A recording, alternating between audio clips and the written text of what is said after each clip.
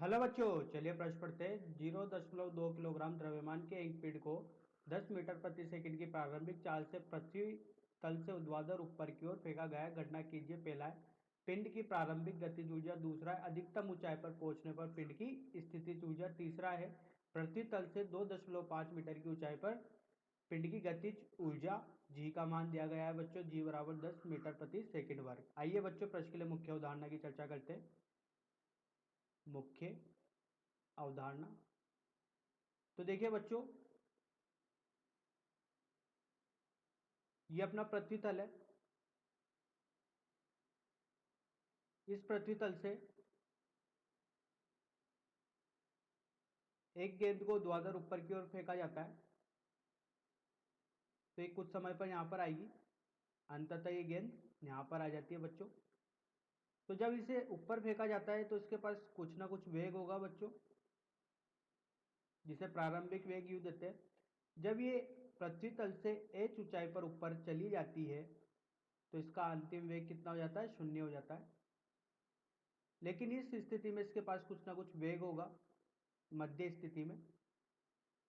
अब बच्चों, जब यहां पर इसको प्रारंभिक वेग u से फेंका जाता है तो इसके पास गतिज ऊर्जा होती है। ये गतिज ऊर्जा जैसे ही अधिकतम ऊंचाई h पर जाता है तो ये गतिज ऊर्जा किस में परिवर्तित हो जाती है? स्थितिज ऊर्जा में। जैसा कि बच्चों अपन जानते हैं कि ऊर्जा एक रूप से दूसरे रूप में रूपांतरित होती है, तो गतिज ऊर्जा ही किस रूप में रूपांतरित होगी? स्थितिज ऊर्जा में। जैसे ही इस गेंद को इस अधिकतम ऊंचाई से छोड़ा जाएगा तो गतिज ऊर्जा जो स्थितिज ऊर्जा में परिवर्तित हुई है, तो अधिकतम ऊंचाई पर इसके पास स्थितिज ऊर्जा है। ये स्थितिज ऊर्जा वापस अधिकतम ऊंचाई से जब नीचे आएगी तो किस में परिवर्तित हो जाएगी बच्चों? गतिज ऊर्जा में। तो इस तरीके से ऊर्जा का रूपांतरण होता है। एक गतिज ऊर्जा स्थितिज ऊर्जा में और स्थितिज ऊर्जा गतिज ऊर्जा में परिवर्तित हो जाती है। तो इस स्थिति में यहाँ पर इसके पास गतिज ऊर्जा 1/2 एम यू का वर्ग होगी और स्थितिज ऊर्जा mgh दी जाती है बच्चों। अगर मध्य बिंदु की बात करें तो कुल ऊर्जा, जो कि स्थितिज और गतिज ऊर्जा का योग होती है, ये कुल ऊर्जा यहाँ पर क्या रहने वाली है बच्चों? नियत रहने वाली है। आइए बच्चों इस मुख्य उदाहरणा के आधार पर ही प्रश्न को हल करते हैं। बोला गया है पिंड का द्रव्यमान 0.2 किलोग्राम है। प्रारंभिक चाल बच्चों 10 मीटर प्रति सेकंड है और ऊपर की ओर फेंका जाता है।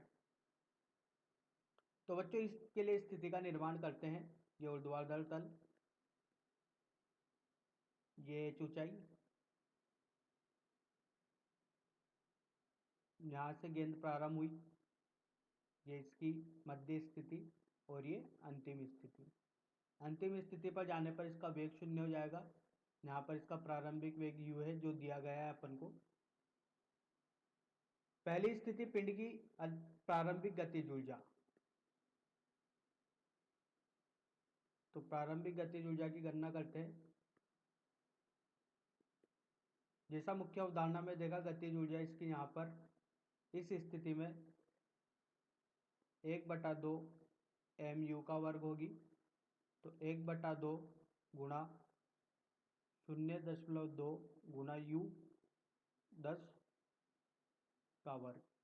तो गतिज ऊर्जा बच्चों यहाँ से निकल के आएगी। देखिए कितनी गतिज ऊर्जा निकल के आती है इसको हल करने पर। 0.1 गुणा 10, तो यहाँ से निकल के आएगी बच्चों 10 जूल। दूसरी स्थिति की बात की जाए बच्चों, अधिकतम ऊंचाई पर पहुंचने पर पिंड की स्थितिज ऊर्जा। तो जैसा मुख्य उदाहरण में समझा कि गतिज ऊर्जा किसमें परिवर्तित होगी? स्थितिज ऊर्जा में परिवर्तित होगी। तो यहाँ पर इसकी स्थितिज ऊर्जा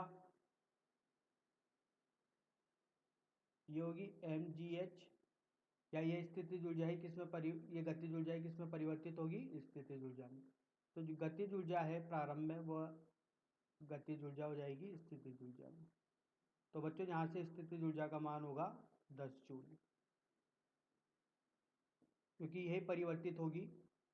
आइए बच्चों तीसरी स्थिति, जब पृथ्वी तल से 2.5 मीटर की ऊंचाई पर गतिज ऊर्जा। तो बच्चों इस स्थिति में इसका कुल ऊर्जा नियत रहेगा। तो कुल ऊर्जा नियत रहेगा, तो बच्चों इसके लिए लगाते हैं यहां पर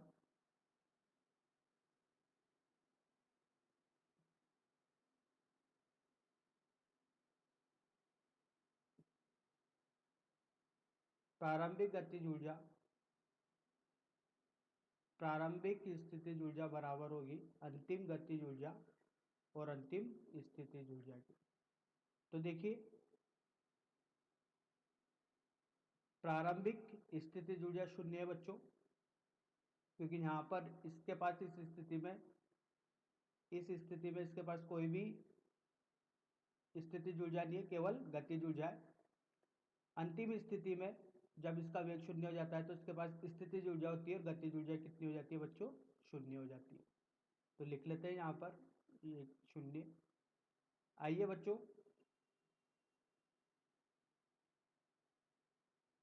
प्रारंभिक गतिज ऊर्जा 10 जूल है। प्रारंभिक स्थिति ऊर्जा 0 हो गई है। अंतिम स्थिति की बात की जाए तो अंतिम स्थिति बच्चों इसकी यहां पर है 2.5 मीटर ऊंचाई पर। तो इस स्थिति में देखिए यहां पर इसके पास क्या क्या होता है, गतिज ऊर्जा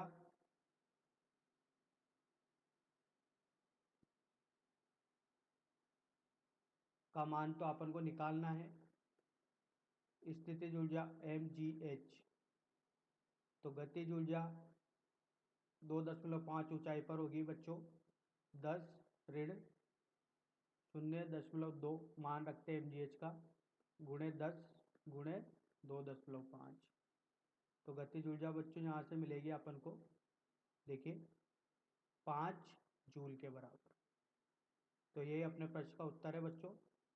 पहली स्थिति में गतिज ऊर्जा 10 जूल आई है,